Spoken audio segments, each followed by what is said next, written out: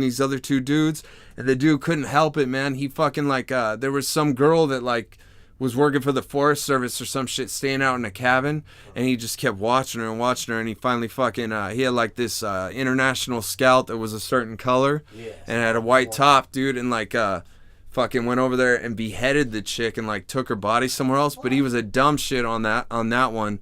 Got away with the first 3 murders. They couldn't figure anything out. Yosemite's never had nothing like that happen.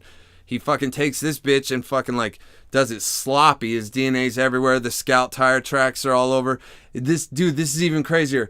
The FBI hears that they were like, oh, we saw an international scout out there. And so they just thought he could be a witness to what might have happened, because they interviewed him on the first 3 killings and he was such a fucking normal dude about it. They just passed him off as no, he couldn't have fucking done it. And they tried to pop these other 2 dudes that were scumbags for it, right? And he got away with it. Anyways, long story short, like fucking the FBI just picked him up from this, he went to like a nudist colony and hid out. They go to this nudist colony and they were like, yeah, he's the only dude at the bar that's fucking dressed in clothes or whatever. Like, they pick him up and he fucking, they didn't even say anything, but he comes with his hands up like, yeah, just take me or whatever. And he starts driving with the FBI agent, and all they were going to do was question him if he saw maybe somebody. They didn't even think that this dude was the killer, right? They pick him up, and he starts talking to him, and that dude knew about his brother's case. And he was like, oh, wait, your last name's, I forget what it was, dude. But he's like, any relation to Steven? He's like, yeah, that was my brother, dude. Wow. And fucking, so they link up on that, and like they have this huge, long conversation on the way to the fucking police station where this FBI dude gets in good with him. And by the time they get to the police station, long story short, the dude's like, I have something that's going to fucking put all your fucking shit to rest. I'm going to help you out, dude. And they were like, what do you mean? And he just fucking, you know what he asked for though?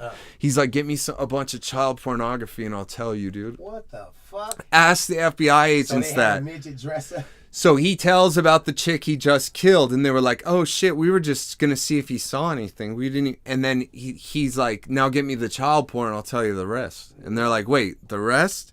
Long story short, they're like, we can't fucking get that to you, like fucking. But he had such a rapport by that time with the dude. The dude comes out and says, I'm the dude that fucking murked these other 3 girls. What's it called?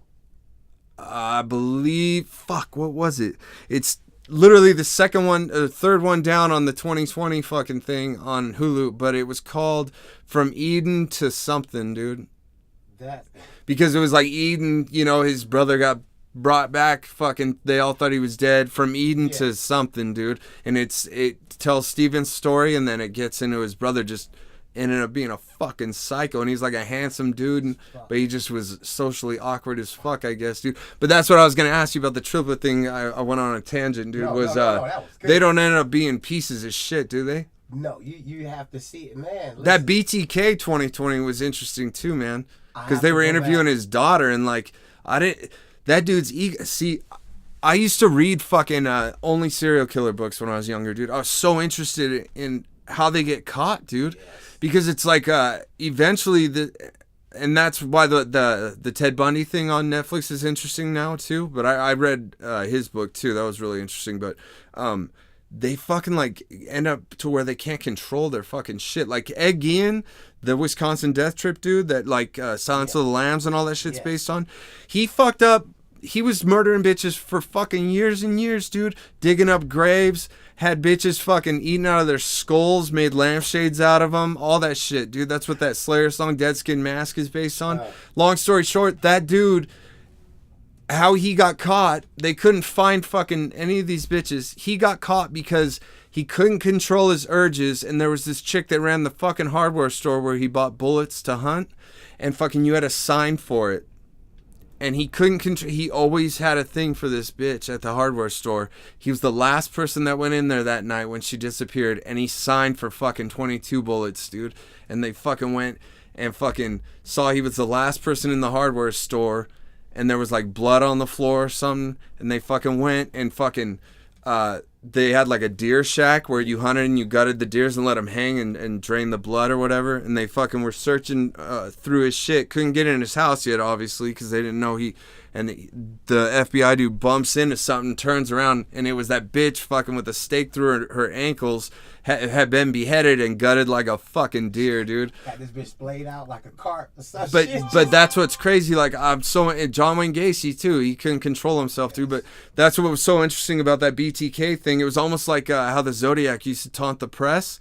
All the 30 years this dude went without getting caught, dude. And when you watch that thing, it's so interesting because he was just he even states that what held him back from being like a true killer was that he fucking had kids, dude, and he just started living kind of a more normal life. But that dude would take his son on Boy Scout trips, right, for a cover, and go and murder bitches and come back to the camp out, dude. But long story short, like he couldn't control his ego, dude, and he's such an old fuck, he didn't know technology caught up to him to where you could trace the shit that comes off a computer. And he was like a pastor, like the president of this Lutheran church, right? And fucking he literally like somebody wrote an article about fucking, it was like 25 years of not being able to catch the BTK killer, and they kind of like played down his fucking accomplishments and kind of like, fuck this guy kind of thing, and his ego wouldn't let it rest, dude. So he started writing the fucking news place again, dude, because all this time he's the one that named himself BTK. I like to bound, torture, and kill, all that shit. And then he just disappeared for a while, dude, and he couldn't handle that they wrote that article about him and that it didn't make his shit all grandiose, you know. Like at the same time they caught Ted Bundy, he had killed 7 people already, right? And he writes, how many motherfuckers do I have to kill to get on the fucking news, dude? Like, come on. So long story short, he fucking writes into the place, writes the cops, hey, if I send you a fucking disc, a floppy disk or whatever with fucking evidence, like to show you that I'm legit and I am the BTK dude, like, can you trace it back to me? And they're like, no. But of course they can, dude. So he sends this shit in, and they literally have video when they interview him when they caught him, and he literally taps on the disc and is like, fucking, why'd you guys lie to me? And they're like, we're trying to catch you, you stupid fuck. We're not going to tell you the truth. But it literally, like, they went through the code and found that it was from a Lutheran church, and the person that logged onto it, his name was Dennis, dude. And then from 75, they had some DNA from his first killing, dude. And, you know, DNA wasn't a big deal back then, but we've come around, dude. Yeah. So they saved the DNA all those years and fucking tested it against his daughter's DNA. She had got like a pap smear for college or some shit.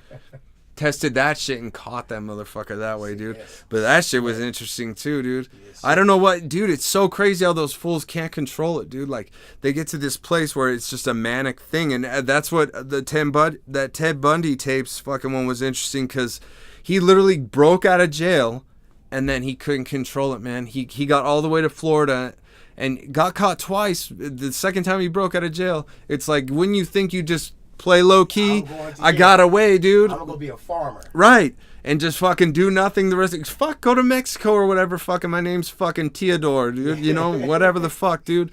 Not say anything, not kill anybody. He couldn't control it, dude. He busted into a sorority house and fucking murked these bitches and bit one of them, dude.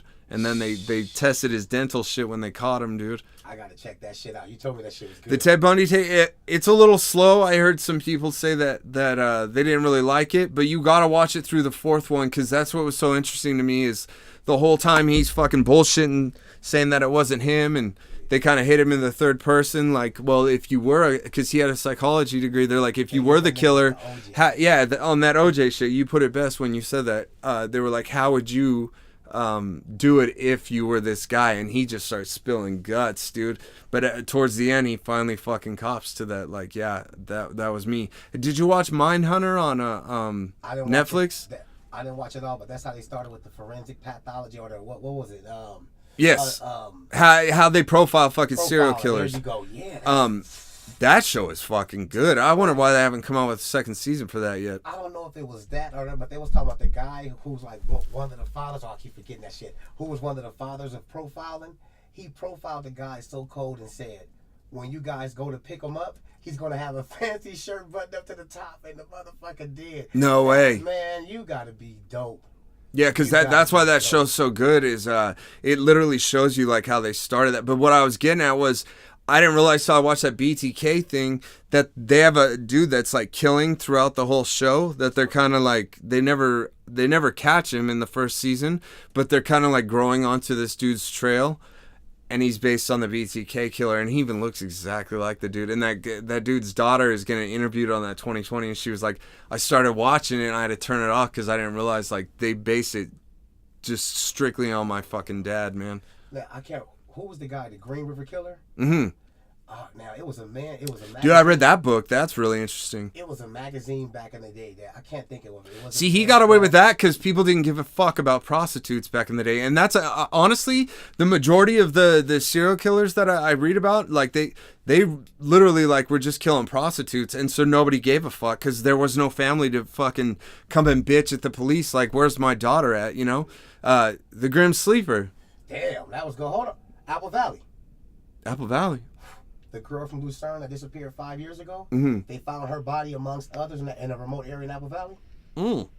Amongst other bodies. I said, oh, she disappeared from the parking lot. Wait, that's linked to the Grim Sleeper? No. This just happened.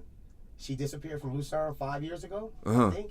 And she drove her car to Jess Ranch, disappeared, and they just found her body in a remote area of Apple Valley among other bodies.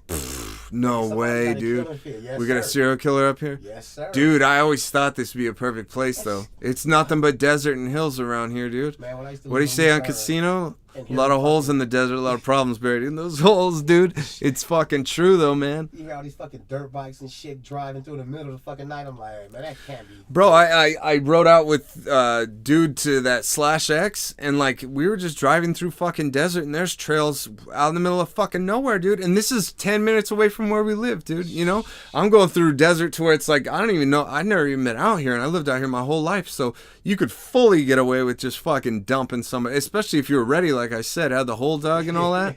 You don't go out there and fucking dig holes. Somebody runs on you, be digging holes all day, like he said, dude. But yeah, dude. Well, yeah, also like the Manson fucking family chilled out here. We went out to the hot springs, and there's like a fucking place out there where they used to kick it, dude. And you go out there and you could feel like it's fucking eerie, dude. You could feel the weight of that place, dude. Maybe I'm just a pussy, but yeah, like you look around and you're like, yeah, definitely you could emerge somebody out here for sure on some hills have eyes shit, you know? All this shit they talk about through consciousness and vibrations and shit. Now, some places got fucking vibes.